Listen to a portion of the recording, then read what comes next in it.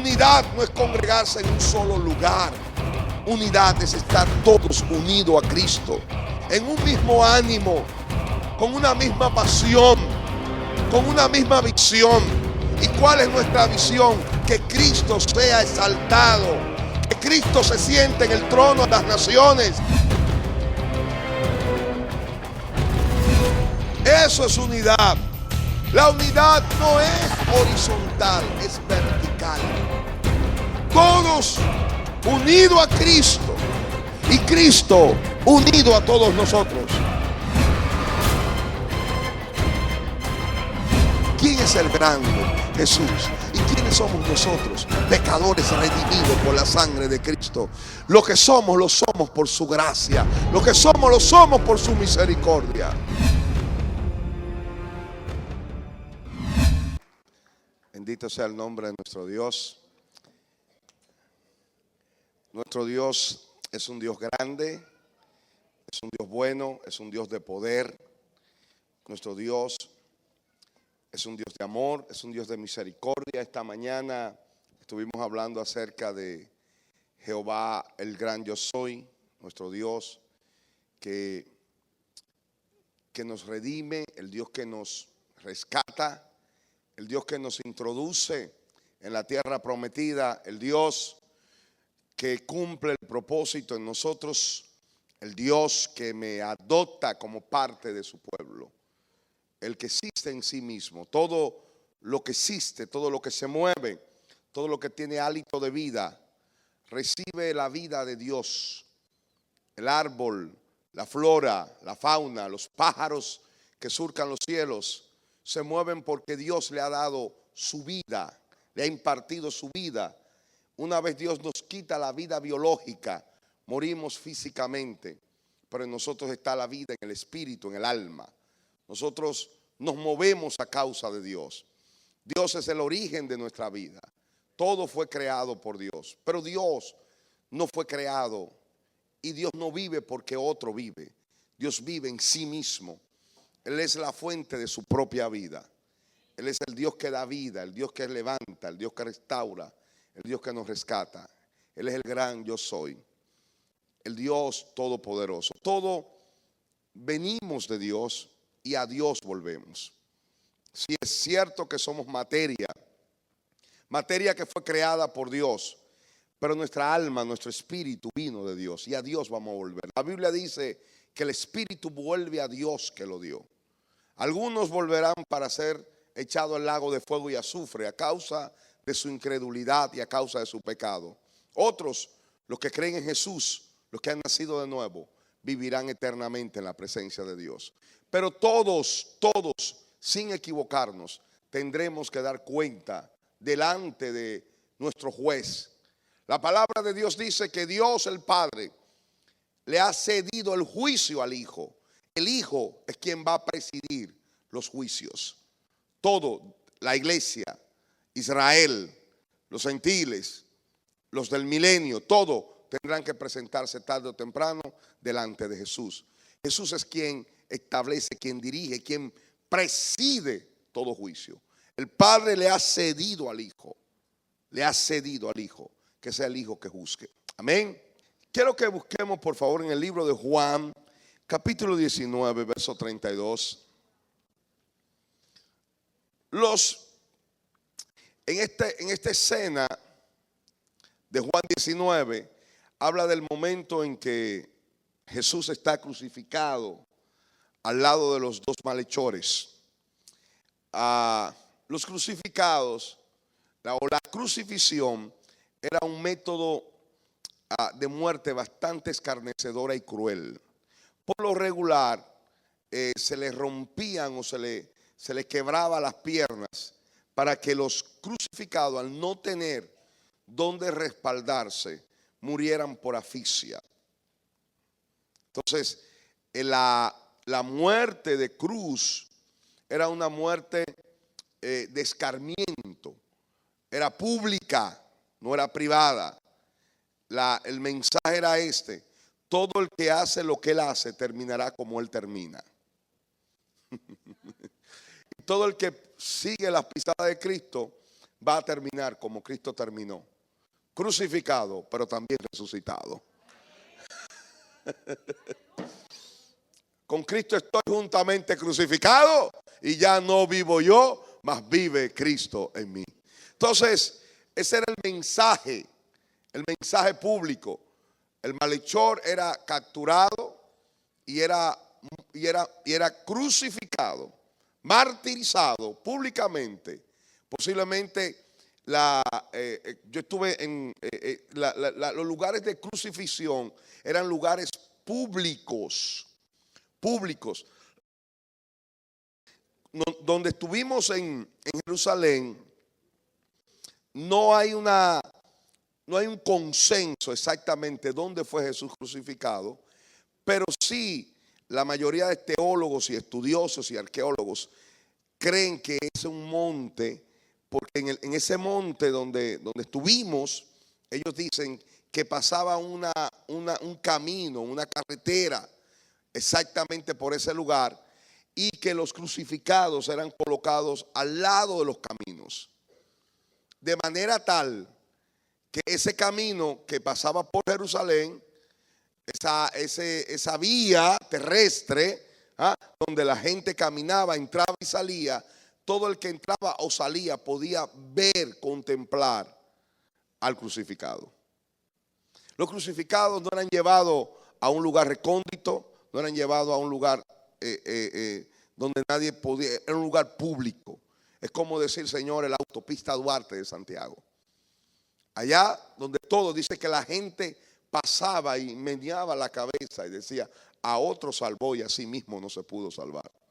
Claro, cabezón, Él no se bajó de la cruz para salvarte a ti, para que creas y seas rescatado de tus pecados. Amén. Entonces, en esta escena Jesús está en la cruz.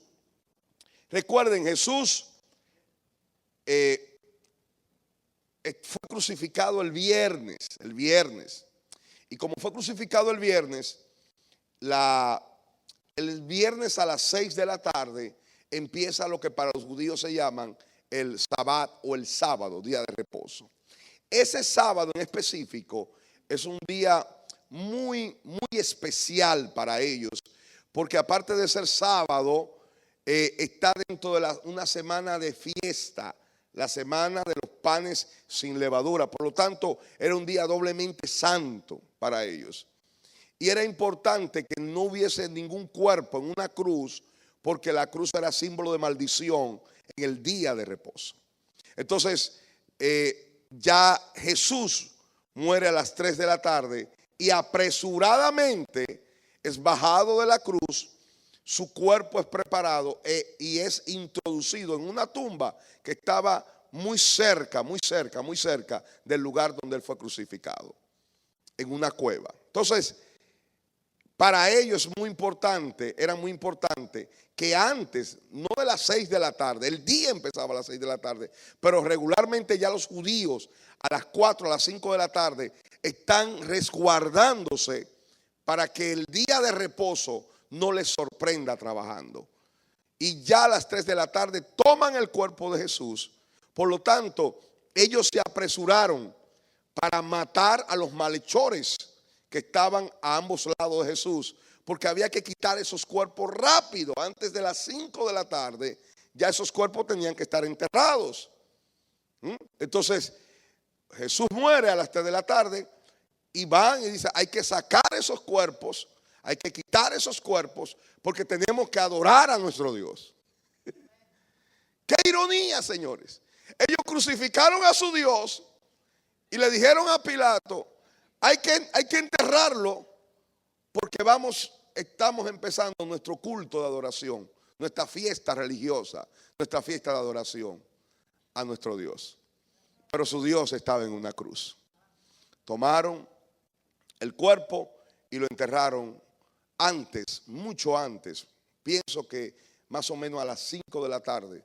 El cuerpo era bañado con agua caliente y se le colocaba especias, afeites especiales, y se embalsamaba en un lienzo que le llamaban sudario, y lo colocaron en una tumba nueva. Una tumba que no había sido usada jamás. Y creo que no se usó más. Yo estuve allá y dice, él estuvo aquí, pero ya no está.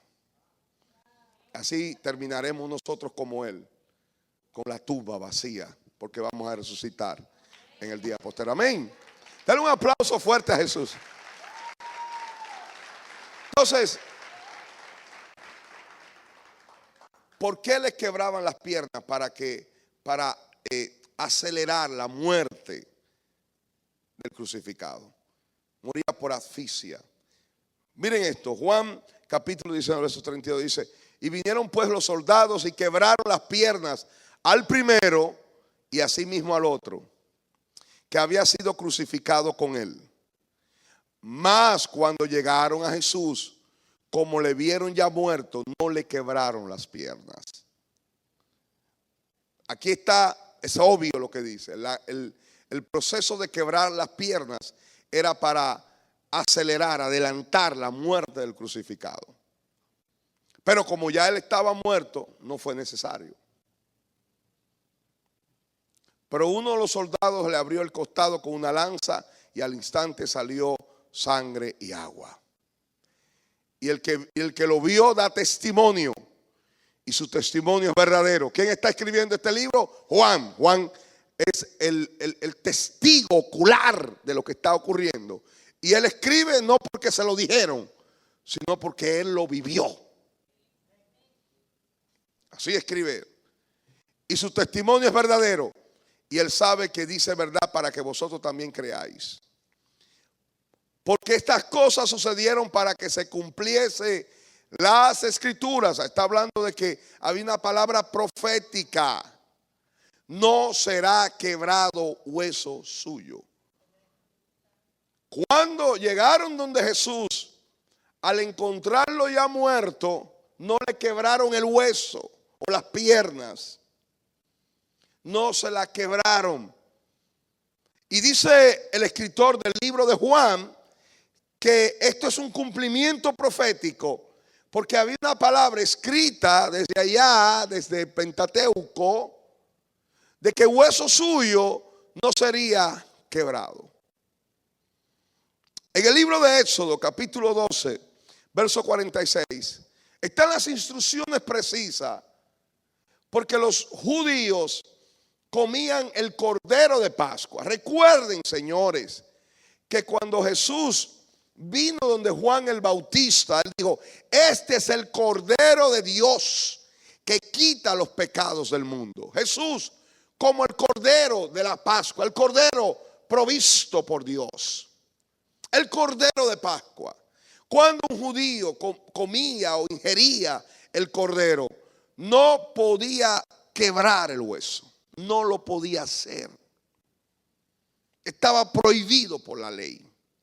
Dice, se comerá en una casa y no podrás llevar de aquella carne fuera de ella, ni quebraréis hueso suyo. El hueso hay un hueso que es así de la buena suerte, que uno cae, y que si dos personas los quiebran, le trae buena suerte. No sé, eso no se podía hacer. No se podía comer ¿cómo le llaman? Lo que está en el centro, que a uno siempre le encanta. Sí, eso no se podía, ¿no?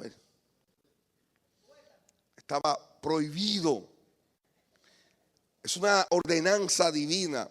En Números capítulo 9, verso 12, se repite de nuevo. No dejará el animal sacrificado para la mañana, ni quebrarán huesos de él. Conforme a todos los ritos de la Pascua la celebrarán. Dios es enfático, reiterativo. Está prohibido quebrarle el hueso. Es violatorio a la ley de Dios aquel que toma el hueso del cordero y lo parte. Qué bueno. No se puede. Es violatorio. Y parece ser a veces como que no entendemos las ordenanzas de Dios. Y parece ser a veces como que no sabemos el porqué de Dios. Nosotros a veces no estamos llamados a replicarnos o a replicar contra Dios, simplemente a obedecer. Después entenderemos. En el libro de los Salmos, capítulo 34, verso 20, dice de esta manera: Él guarda todos sus huesos, hablando de Dios acerca del Hijo, ni uno de ellos será quebrado.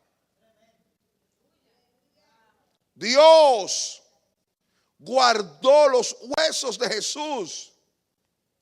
El cuerpo de Jesús no tenía hueso quebrado. Él no fue a la tumba con huesos quebrados. Él fue íntegro.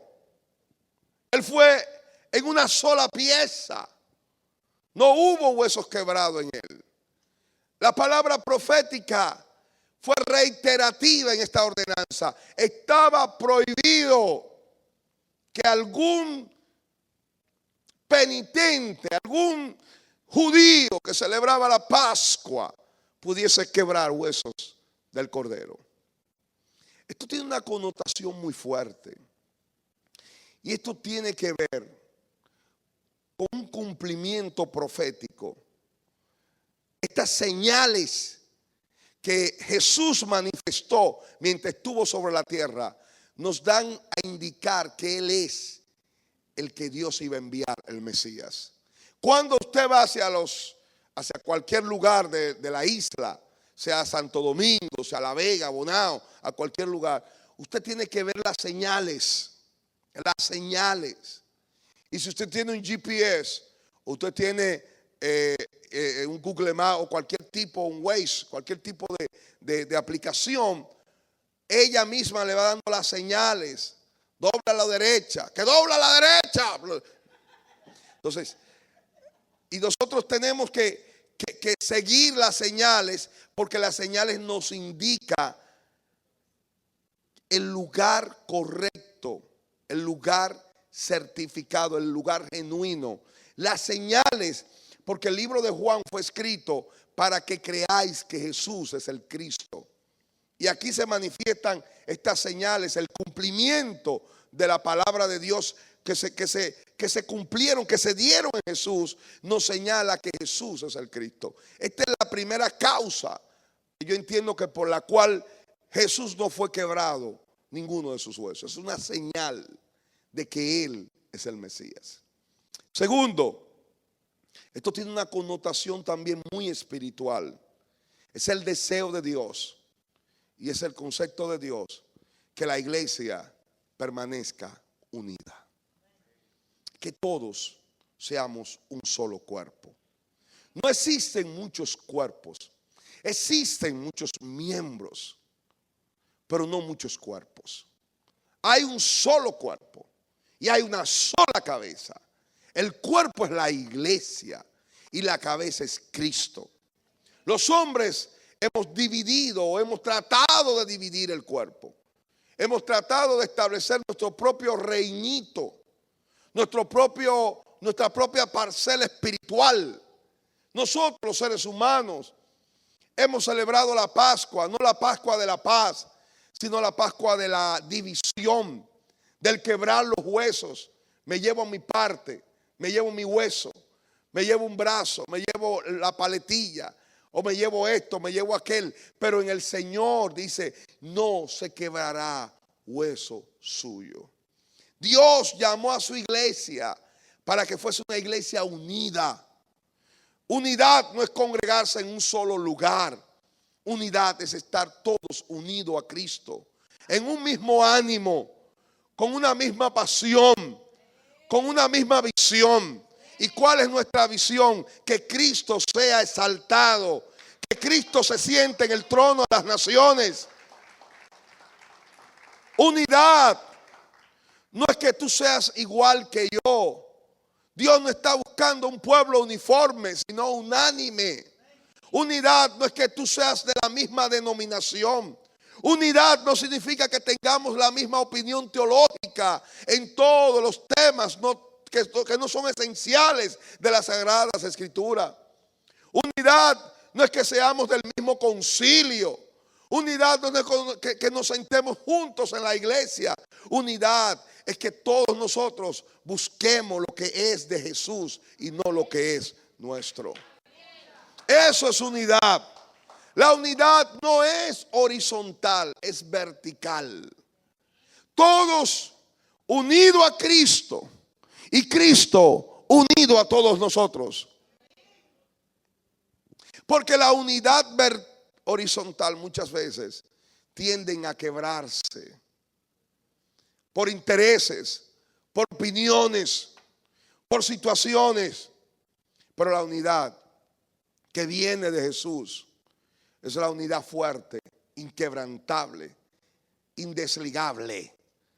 Es la unidad que está para siempre. Cristo Jesús raptará su iglesia íntegra. Cristo Jesús, cuando nos rapte, no nos raptará un día a los pentecostales, otro día a los metodistas y dentro de 3 días a los católicos. No será así, sino que toda la iglesia, de todas las denominaciones, de todas las formas, de todos los credos, seremos arrebatados juntamente con Cristo al sonar de la trompeta de Dios. Todos estaremos en la presencia de Dios adorándole, amándole, sirviéndole, sin diferencias de doctrinas, porque tú eres más ungido, menos ungido. Si tú eres más grande, si tú eres apóstol, si tú eres pastorcito, si tú eres un evangelista cuquicá, que tú eres, todos somos iguales delante de la presencia de Dios. Somos hijos de Dios. La iglesia está compuesta por un Padre eterno y por una familia compuesta por sus hijos. Los hijos no son más grandes que otros, son sus hijos. Se le ama con diferentes roles, con diferentes niveles de autoridad, pero son hijos de Dios. Dios no ha llamado a los líderes a atacar a otros pastores. Dios no ha llamado a la iglesia a mencionar nombres de ministros. Es una aberración espiritual. Es un acto de deslealtad al cuerpo de Cristo. Usted colocar un nombre de un ministro y desprestigiarlo y humillarlo en las redes y llamarlo hijo del diablo y falso profeta, porque usted está rompiendo el cuerpo de Jesús. Usted está quebrando los huesos de Cristo. Debemos atacar los conceptos. Estamos llamados para atacar los errores. No estamos llamados para atacar a los hermanos. Hablamos en contra del comercio dentro de la iglesia. Hablamos de aquellos que hacen pacto y aquellos que usan la fe como medio para comercializar. Hablamos de aquellos que predican una doctrina desviada, pero no estamos hablando en contra de la persona, sino en contra del error. Hable en contra del pecado, no del pecador. La iglesia, los pastores, los ministros, los líderes, estamos llamados a concientizar nuestra gente. Estamos llamados a discipularlos. Estamos llamados a formarlos en la palabra de Dios, pero no estamos llamados a crear divisiones dentro del mismo cuerpo. Hablamos en contra de los errores, hablamos en contra de las desviaciones, hablamos en contra de las grandes pifias bíblicas, pero no podemos condenar, no podemos enviar al infierno a aquellos por quienes Cristo murió y por quienes Cristo pagó un alto precio en la cruz.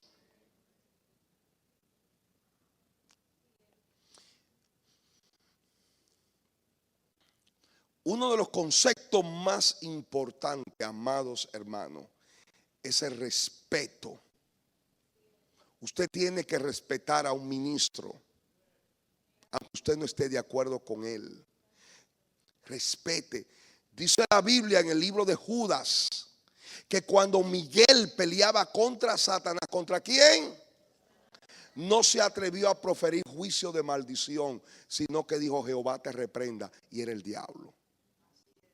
Si Miguel respetó al diablo, ¿por qué nosotros no queremos respetar la autoridad? ¿Por qué cualquiera se levanta y se siente con el derecho de hollar, pisotear, humillar, desprestigiar, destruir la reputación de otro. ¿Cómo una persona dice, ese es un ladrón? ¿Usted lo vio? ¿Usted tiene prueba? ¿Usted tiene la forma de probar que él es un ladrón? Usted no lo tiene, cállese. Usted no está llamado a quebrar los huesos. Usted está llamado a orar por él, interceder por él y predicar la verdad de Jesucristo. No lo haga usted, pero no lo condene. Porque él es el Señor. Y si cae, para su Señor cae. Y fiel es Dios que lo va a levantar.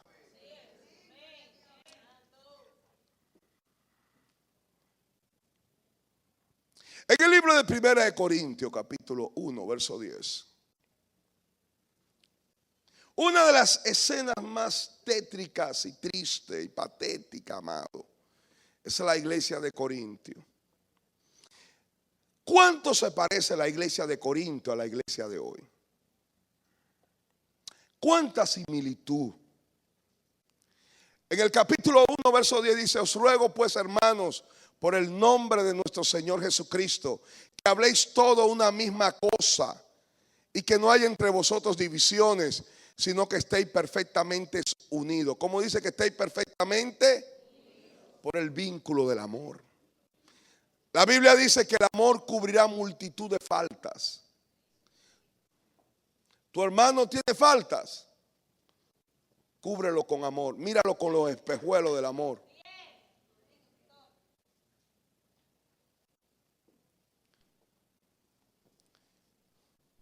En una misma mente y en un mismo parecer. Porque he sido informado acerca de vosotros, hermanos míos, por los de Cloé, que hay entre vosotros contiendas. Se piensa que Cloé era una hermana de la iglesia, no sabemos exactamente, estamos infiriendo. Y los de la casa de Cloé no soportaron más y fueron donde Pablo. Y dijeron, Pablo, ven, resuelve este problema, por favor. Estoy parafraseando, amados. Estoy infiriendo. Está pasando esto. Bendito sea Jehová por los de Cloé. No son chismosos. Son de chisme. Eso es enfrentar el problema. La gente cree que hablar y desenmascarar las artimañas del diablo dentro de la iglesia es un chisme. Eso no es chisme. ¿Usted está seguro de lo que usted dice, hermano? Sí, hermano, estoy seguro, pastor. ¿Usted está dispuesto a hablarlo? Sí, estoy dispuesto a hablarlo aquí y donde quiera. Esos son los valientes de Cloé. Porque mientras haya gente que no quieran comprometerse con el cuerpo, están callados mientras el diablo hace de la suya dentro de la iglesia. Y el lobo va comiéndose las ovejas. Pero los de Cloé sintieron compasión, solidaridad con el cuerpo y dijeron, esto tenemos que resolverlo. Y hablaron con el fundador de la iglesia, con Pablo. La fundó Cristo, pero Pablo fue el instrumento que Dios usó para establecer la iglesia en Corintios. Miren esto. Quiero decir que cada uno de vosotros dice, yo soy de Pablo, yo soy de Apolo y yo de Cefas. Y los más rebeldes dicen, y yo de Cristo. Eso no se someten a nadie. Eso no se someten a nadie. Cuando una gente me dice, yo no me someto a hombres sino a Cristo. Mira, hermano, ni a Cristo ni a nadie te somete. Porque el que se somete a Cristo se somete a la autoridad delegada de Jesús. ¿Acaso está dividido Cristo? ¿O fue crucificado Pablo por vosotros? ¿O fuiste bautizado en el nombre de Pablo? ¿Cuántos saben que Pablo no murió en la cruz? ¿Cuántos saben que María no murió en la cruz? ¿Cuántos saben que Pedro no murió en una cruz por nuestros pecados?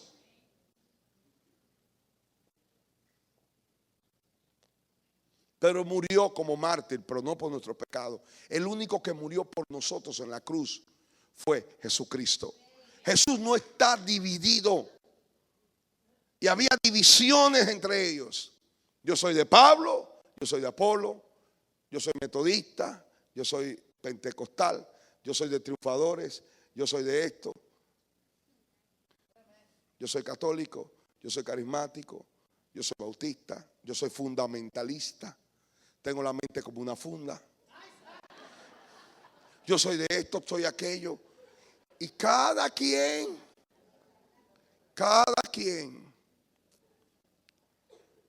segregándose, dividiéndose bajo una sombrilla, bajo una cobertura.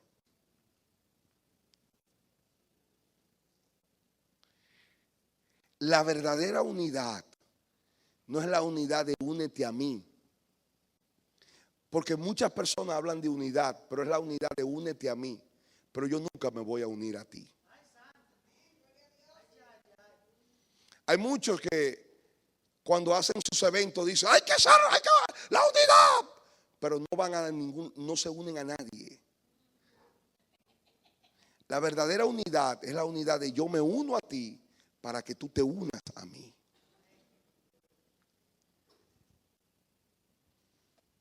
Esa es la unidad de Dios. No podemos hablar de unidad cuando nos conviene. Tenemos que hablar de unidad real del corazón, la unidad que nos une a Cristo. Doy gracias a Dios de que a ninguno de vosotros he bautizado, sino a Crispo y a Gallo. Dice la palabra, para que ninguno diga que fuiste bautizados en mi nombre. También bauticé a la familia de Estéfanas. De los demás no sé si he bautizado a ningún otro. El mismo Pablo dice, no lo sé. Fíjense, esta división, este proceso sismático que se estaba dando en las mismas entrañas de la iglesia de Corintio, era a causa de que ellos se autoproclamaban ser de una camada espiritual, de un grupo específico. Posiblemente, y yo creo así, ni Pablo, ni Apolo, ni Cefas o Pedro tenían esas divisiones entre ellos. Eran simples colaboradores con Cristo. Pero ellos mismos, a causa de su corazón aún no tratado ni procesado por Dios, porque aunque eran cristianos nacidos de nuevo, y Pablo los llama santos, eran personas aún carnales. Y ellos necesitaban ser procesados por Dios y necesitaban quitar esas paredes, esos muros que habían sido establecidos entre ellos. El orgullo, la arrogancia, el sentirme superior a los demás, el ver a los demás como seres inferiores, es lo que divide al cuerpo. Pablo, que había sido el fundador de la iglesia. Apolos, que era reconocido como un gran predicador, un hombre elocuente, pero que quizás no tenía la revelación de Pablo. Pero los griegos, los de Corintios, que eran admiradores de la buena elocuencia, de la oratoria, al ver y escuchar a Pablo, porque Pablo dice la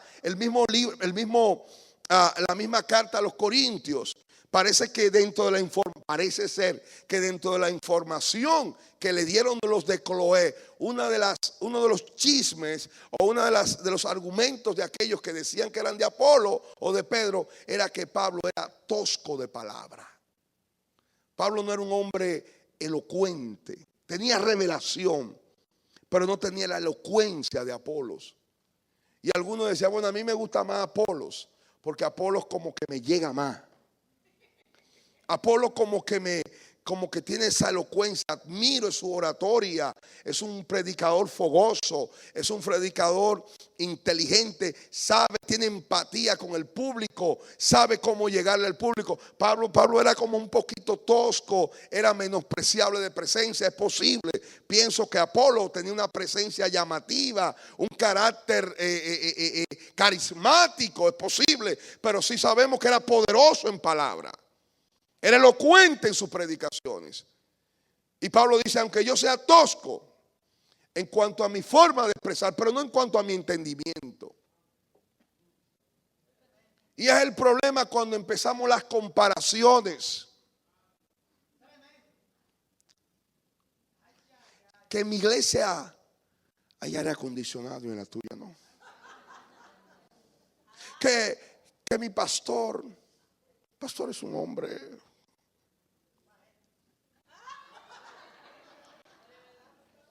El tuyo habla con la I. El mío no, el mío es un hombre. Triste. Dicho sea de paso, Cuando ustedes sean juzgados, no dirán, los de triunfadores vengan. No, no, no. Le doy gracias a Dios que este rótulo de esta iglesia desaparecerá el día que Cristo venga. El día del rapto de la iglesia ya no existirá más triunfadores en Cristo. Porque esto es un rótulo puesto momentáneamente, pero realmente el nombre que es sobre todo nombre es el nombre de Jesús. Las comparaciones. No, que nosotros tenemos una escuela teológica. Tenemos como maestro de la teología un rabino. Yo tengo a alguien, nuestra iglesia sabe de escatología, sabe de hermenéutica, sabe de todo. Tenemos de todo, todo. Predicadores a pipá. Tenemos de todo en la iglesia. Qué pena. Qué pena. Hay orden en mi casa. Las comparaciones. Yo soy de Apolo. Apolo. Qué predicador, qué elocuencia. Es un deleite sentarse a escuchar a Apolo por una hora. Pero con Pablo uno como que se duerme. Y Pablo predica largo. Y como que la gente le dice que sí a Pablo.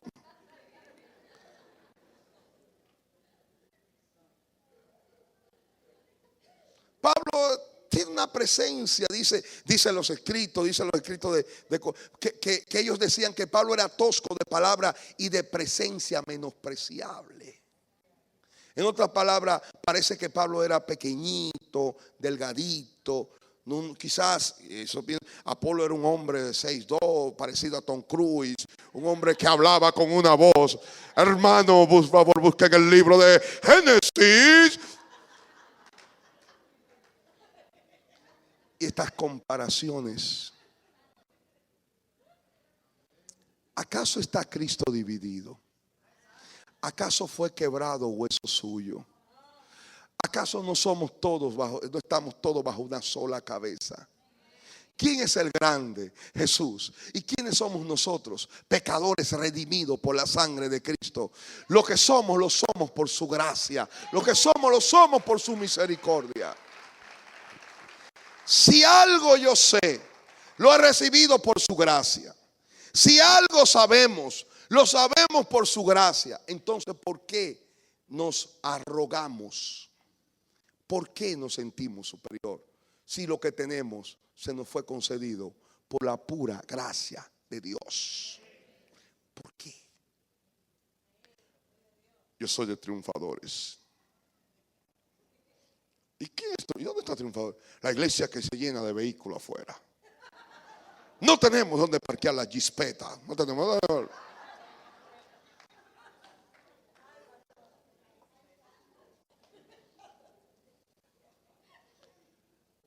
Yo soy del evangelio completo.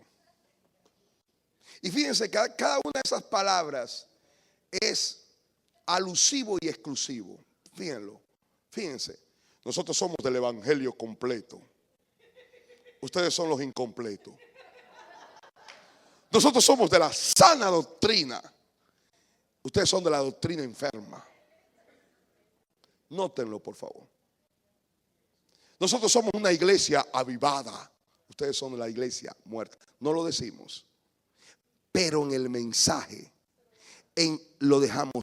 Es alusivo y a la vez exclusivo. Nosotros somos fundamentalistas.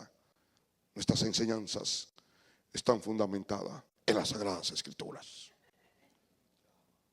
Ustedes en emociones, en dogmas humanos, y usamos palabras despreciativas y peyorativas. Ahí viene el Sanedrín. Los fariseos, espíritu farisaico. Y nos dividimos por un arete, por una pintura en los labios, por el largo de la falda, porque mi hermana se maquilla. El pastor que lo condenan porque usa pantalones pantaloncito corto para ir a hacer gimnasio. Un hombre de Dios no anda en pantalones cortos. Un hombre de Dios es santo.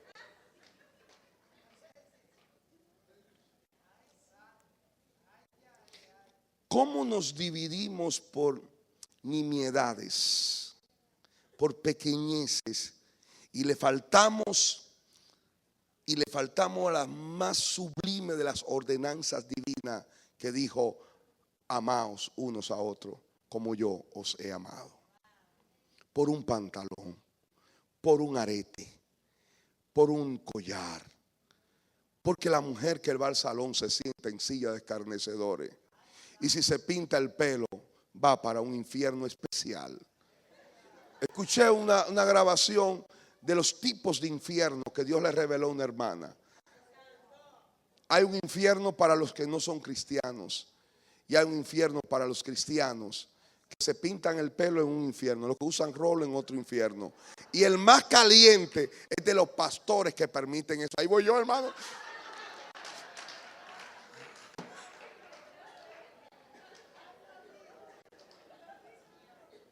Qué gran sorpresa se llevará la hermana cuando me vea allá. Aleluya, aleluya. Con todo y pintura, con todo. ¿Cuántos están aquí? ¿Está quebrado Cristo? No. ¿Está dividido Jesús? No.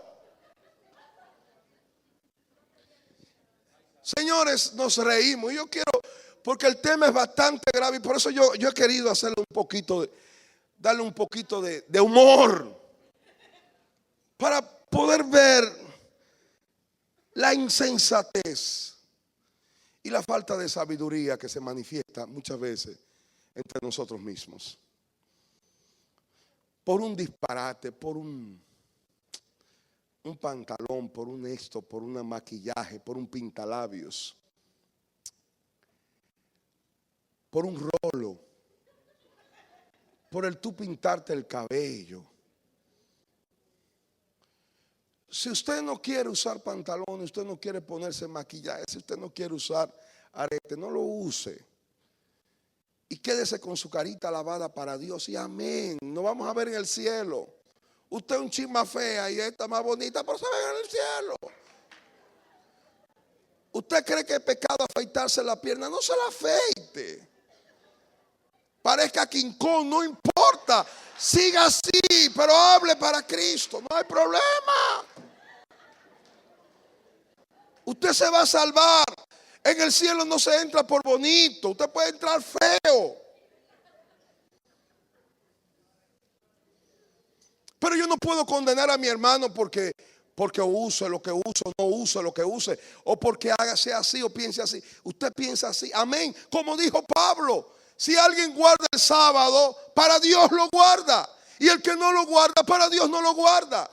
Algunos hacen diferencia de día, otros no. Cada quien sirva a Dios conforme a su fe. Punto. Alguien piensa que comer cerdo es pecado, no lo coma. Dámelo a mí que yo me lo como. El que come se salva, y el que no, el que come para Dios come, y el que no come para Dios no come. Punto. Pero ninguno condene a otro. Hágame mi mofongo, que yo me lo como en el nombre de Jesús. Pero no podemos estar condenándonos. No podemos estar en esta actitud condenatoria. Amén. ¿Cuántos están aquí? En 1 Corintios capítulo 3, verso 1 dice, 1 Corintios, de manera que yo, hermanos, no pude hablaros como espirituales, sino como a carnales, como a niños en Cristo. Os di a beber leche y no vianda, porque aún no erais capaces, ni sois capaces todavía, porque aún sois carnales, pues habiendo entre vosotros celos, contiendas y disensiones, no sois carnales y andáis como hombres.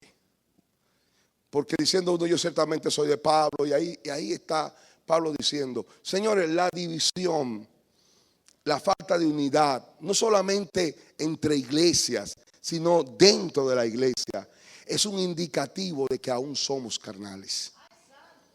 Es un indicativo de que aún no somos espirituales. Cuando hay división dentro del coro, cuando hay división, y no digo que lo haya, cuando hay división dentro de la iglesia, cuando hay división dentro de los grupos, cuando hay división porque el líder de la célula tiene inclinación por fulanito y a mí ni caso me hace, o cuando hay esos tipos de situaciones donde se forman camadas dentro de los diferentes grupos, nosotros estamos estableciendo y lo que le estamos diciendo al mundo es que somos carnales porque andamos como lo del mundo. Andamos como aquellos que aún no han sido redimidos por la sangre de Jesús. Nosotros tenemos que entender esta verdad. La división es el indicio externo de nuestra carnalidad. La madurez se manifiesta cuando nosotros somos capaces de quitar los muros de división y somos capaces de decir: perdóname, mi hermano, si en algo te ofendí, dímelo, quiero saberlo para pedirte perdón, pero no podemos seguir divididos. Madurez es pedir perdón aunque usted no haya fallado. Madurez es ceder aunque otros se sientan que ganó, pero que haya unidad entre nosotros. El libro de Filipenses, por último, capítulo 4, verso 1. Así que, hermanos, amados y deseados, gozo y corona mía, estad así firmes en el Señor, amados. Verso 2. Ruego a Evodia y a Síntique que sean de un mismo sentir en el Señor. Me gusta más cómo lo dice la versión, la nueva traducción bíblica. Dice: ahora les ruego a Evodia y a Síntique, dado que pertenecen al Señor, que arreglen su desacuerdo. Evodia y Síntique se piensa que eran diaconisas dentro de la iglesia de Filipo. Y que la carta de los filipenses, que fue una carta escrita por Pablo cuando estaba en la cárcel, que se habla de la carta del gozo, pero que este gozo puede ser obstaculizado por una mancha en el ágape de esta iglesia a causa de esta confrontación, de este conflicto que había entre Evodia y Síntique. Evodia y Síntique, dos hermanas, posiblemente diaconisas, no sabemos, no importa si sean diaconisas o no, pero eran dos hermanas en Cristo, que por su desacuerdo entre ellas estaban produciendo una atmósfera de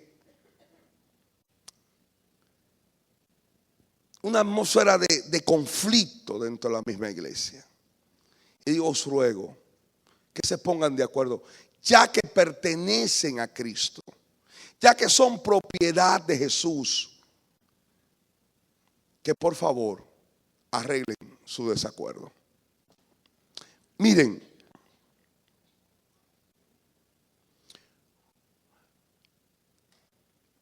una de las cosas que me he dado cuenta a través del tiempo que tengo es que por lo regular, cuando nosotros tenemos problemas con alguien en la iglesia, siempre mistificamos el problema, y me voy a explicar. Perdóname, Pequi, que siempre te uso como ejemplo. Imagínense que Pequi y yo tenemos un problema. Pequi me dijo algo, a mí no me gustó, me sentí mal, riposté, lo ofendí, él me ofendió y hubo problema entre nosotros. De ahí se formó un conflicto, y ese conflicto puede llegar a producir un efecto sismático dentro de la iglesia. ¿Por qué? Porque hay un grupo que ve con buenos ojos a Pequi, pero hay un grupo que me ven a mí con buenos ojos. Estoy poniendo un ejemplo. Y hay un grupo pro Pequi y hay un grupo pro Elvis. Porque el problema es que ese conflicto no se queda solamente en una diferencia entre dos personas. Y se produce un proceso de división, porque el hueso se quiebra. ¿Qué pasa? Que por lo regular nosotros tendemos, y esto para mí no debe ocurrir nunca, es mistificar el problema. ¿Qué es mistificar el problema? Yo digo, usted sabe, hermano, que todo estaba bien hasta que el diablo se metió y usó a mi hermano Peque en mi contra.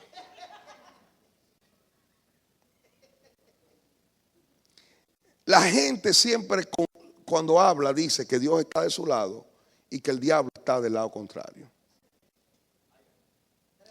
Y quiere usar a Dios como muletilla diciendo que Él está bien y que el otro es el diablo.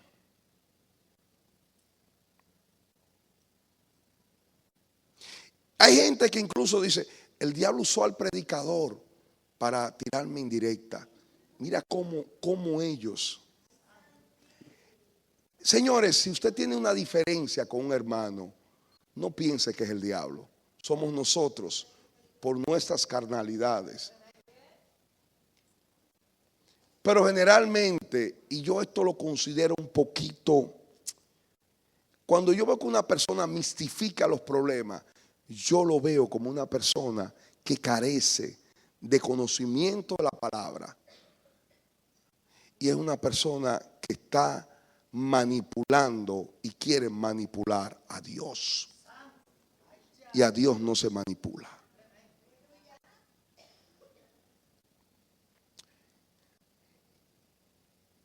No queramos que Dios tome parte en nuestras diferencias. Yo quiero preguntarle a ustedes, ¿cómo ustedes se sentirían si viesen que dos de sus hijos tienen conflictos? ¿Cómo ustedes se sienten?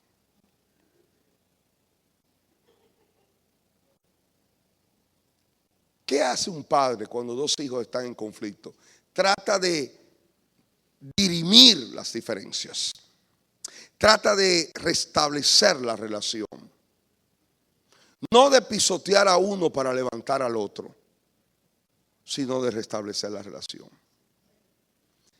Esto yo lo digo porque estoy viendo esto dentro del pueblo. Esa actitud religiosa muchas veces de querer colocar la bandera de Jehová sobre mi vida, la bandera del Señor, y querer siempre usar a Dios como estampa y muletilla para justificar mis pecados. Hace tiempos atrás, un hermano estaba criticando a un pastor. Era un pastor criticando a otro pastor. Y estaba por atrás tratando de destruirlo. Hasta que un día Dios me confrontó y yo los junté a todos. Y le dije, cualquier diferencia vamos a hablar entre nosotros, pero esto no puede afectar a las ovejas. Tenemos que cuidar las ovejas. Si hay diferencia, vamos a decírnoslo y vamos a resolverlo entre nosotros. Entonces él se levantó y dijo, hermano, Jehová, el diablo lo está usando. El diablo se levantó. O sea, mientras tú estás por detrás, no es el diablo. Pero cuando tú eres confrontado y hablas de frente en la luz, entonces no es Dios. Fíjense cómo la gente le gusta usar y manipular el nombre de Dios cuando debe arrepentirse y convertirse en su área. Nunca tenga ningún tipo de tapujos para pedir perdón. Hermano, si cualquier cosa, perdóneme. Si he cometido algún error, perdónenme, dígamelo, yo le pido perdón. Pero vamos a solucionar esto. No el diablo, no es el diablo. El diablo lo que quiere es que sigamos hablando de lo demás. Dios lo que quiere es que solucionemos el problema. Pero nosotros no podemos mistificar y querer que Dios selle con su sello de gloria nuestro pecado. No se puede. No se puede. No se debe. ¿Cuántos están entendiendo lo que estamos diciendo? Si usted tiene un problema o tenemos un inconveniente dentro, no trate de involucrar a Dios en el problema. No involucre a Dios en el sentido de colocarlo de mi lado y que el otro lado es el lado de Satanás, porque así no funciona. Dígale a Dios que Dios intervenga, pero ¿para qué? Para que nos dé idea de cómo solucionar el problema. Señor, necesitamos tu intervención para que tú me digas a mí que yo he hecho mal contra este hermano y para que tú le reveles al hermano lo que él ha fallado. Y cuando tú nos ilumines nuestra mente, nos pedimos perdón. Porque después que usted falla, ¿qué es lo que le corresponde hacer? Pedir perdón. Y no, usted no es menos salvo, usted no es más santo, usted no es más hijo de Dios, ni es menos hijo de Dios cuando usted falla. Es más, cuando tú eres capaz de poder reconocer tus errores, tú creces delante de los demás. Dice, hermano, yo creo que en esto yo fallé. Perdóname. Punto. Amén. Por eso hay divisiones en nuestras familias. Por eso hay situaciones en el ministerio, en los ministerios, en las iglesias. Por eso hay divisiones en las empresas. Por eso hay divisiones. Pero Cristo, su hueso, nunca fue quebrado. Vamos a ponerlo en pie, amado.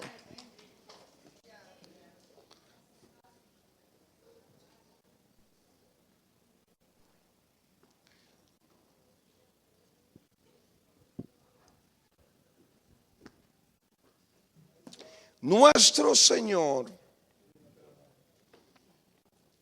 determinó que los huesos, que el cuerpo de Jesús fuese enterrado de manera íntegra. La Biblia establece que el cuerpo de Cristo es la iglesia.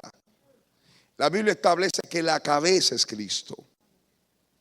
Y fíjense que es reiterativo las palabras, no se quebrará hueso suyo. Que no haya quebradura. Esto significa un cambio de visión. No debemos vernos divididos.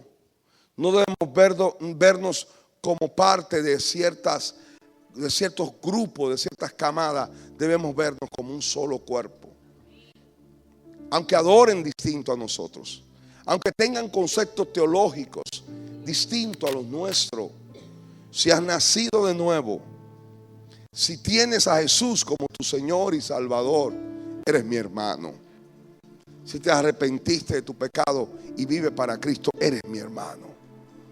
Aunque no seas como yo, aunque no prediques como nosotros, aunque no adores como nosotros, aunque no vaya a la misma iglesia ni pertenezca al mismo concilio, porque la unidad, la verdadera unidad, no está escrita en contratos. Son lazos espirituales que nos une a Dios, que nos une a Cristo. El amor de Dios.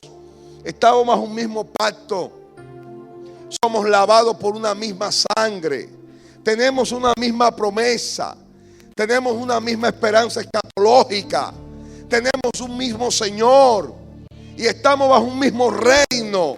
Y estamos bajo una misma cobertura. Eso es lo que Dios está determinando sobre nuestras vidas.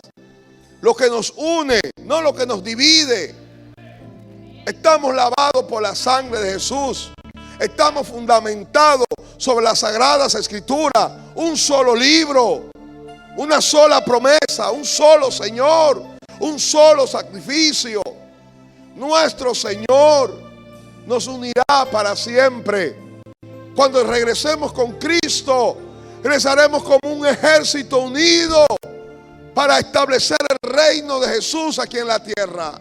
Nosotros, la iglesia de Jesús, todos en diferentes conceptos, en diferentes lugares, en diferentes naciones, perteneciendo a distintas etnias, diferentes lenguas, diferente color de piel, pero bajo un mismo Señor.